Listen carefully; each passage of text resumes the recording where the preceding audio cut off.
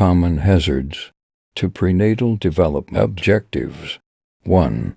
To familiarize oneself with the different concepts associated with this developmental phase. To comprehend how environment and heredity work together to determine human development. To be aware of the threats to the fetal development and what can be done about them. To identify the characteristics, pattern of behavior at each stage of prenatal development.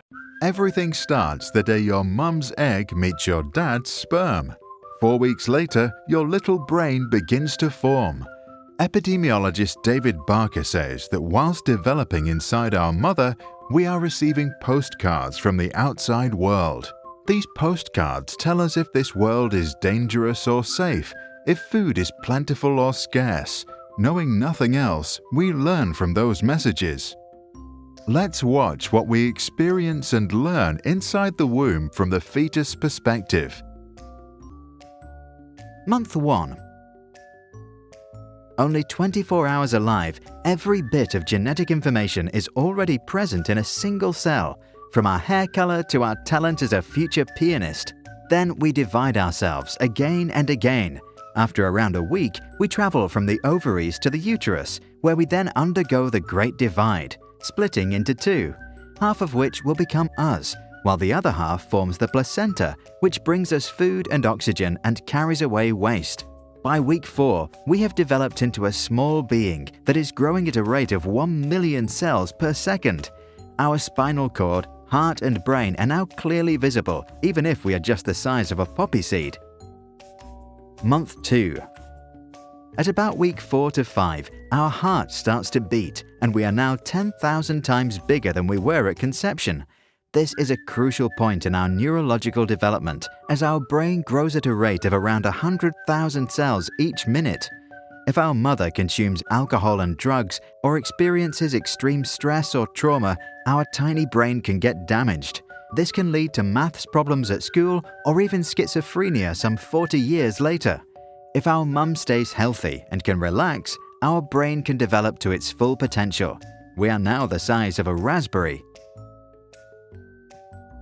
Month 3. At the beginning of month 3, we start to react to stimuli.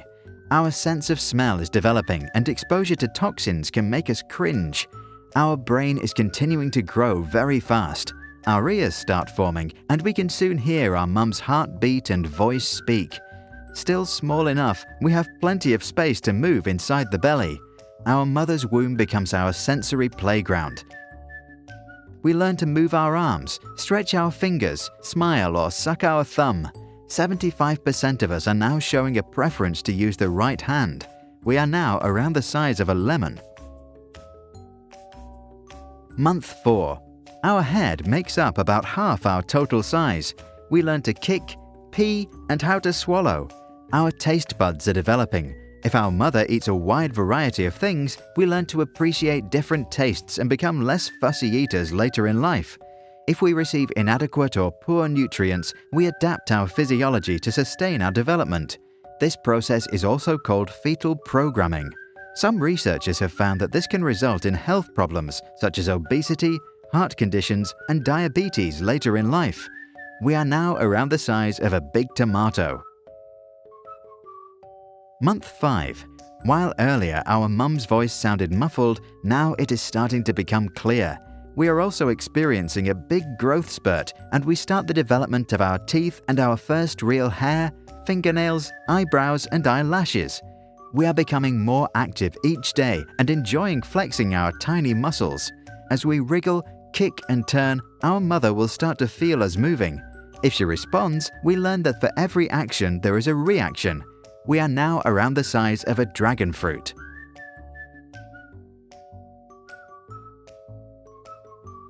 During this 6th month, a major mark of brain development occurs. Our brain's cerebral cortex splits into 2 hemispheres. But it's also an exciting month for our eyes, which open for the first time. Even though we see only blurs, we start to respond to light. Some say it's good if our mum now takes us into the sun. We are now starting to make simple facial expressions, such as forming a grin.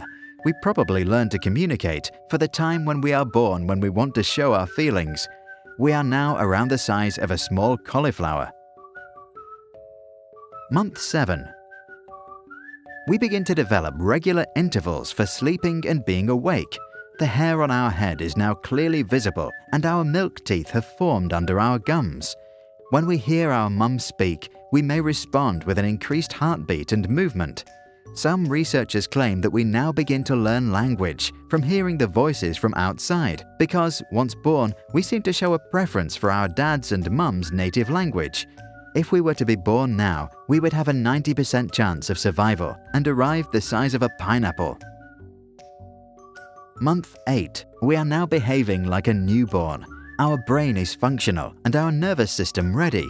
Our lungs are almost fully formed and we are practicing breathing by inhaling amniotic fluid. We now spend almost all of our time asleep, maybe dreaming about our near future. In preparation for birth, most of us will have now turned upside down. To get through that tiny hole at the end of the tunnel, our bones and skull are still extremely flexible. Only the immune system is still in its infancy. It will take many months after birth until our internal bodyguards can fully protect our health. We are now around the size of a melon. Month 9. In the last month, we keep practicing our motor skills and kicks. When our mum laughs, eats sweets or drinks an iced tea, we might respond by bouncing up and down. If we could already understand research papers, we would now hope that our mum can bring us to the world through natural birth, which protects us through a stronger immune system for life. The puzzle of what is nurture and what is nature is now well underway and already shows a first image of our character. The most important missing piece will be added in our early childhood. At the end of the 9 months, we are around the size of a jackfruit. After many hours of hard labor, we will be welcomed into this world. Some will then be instantly taken away for various checkup procedures and bathing. But if we are lucky, we will first spend some time with our mum. If placed on her belly, we will instinctively crawl to her breast and then show our sucking skills. This makes us happy, full, and feel safe, the foundation for all future learning.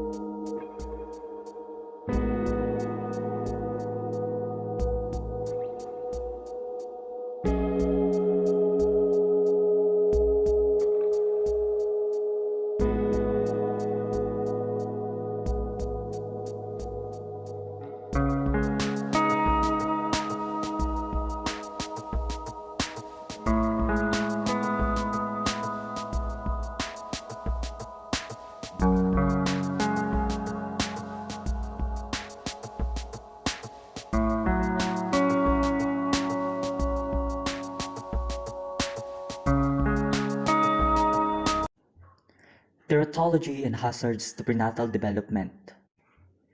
Teratology is the field that investigates the causes of congenital defects. A teratogen is that which causes birth defects. It comes from the Greek word tera, which means monster.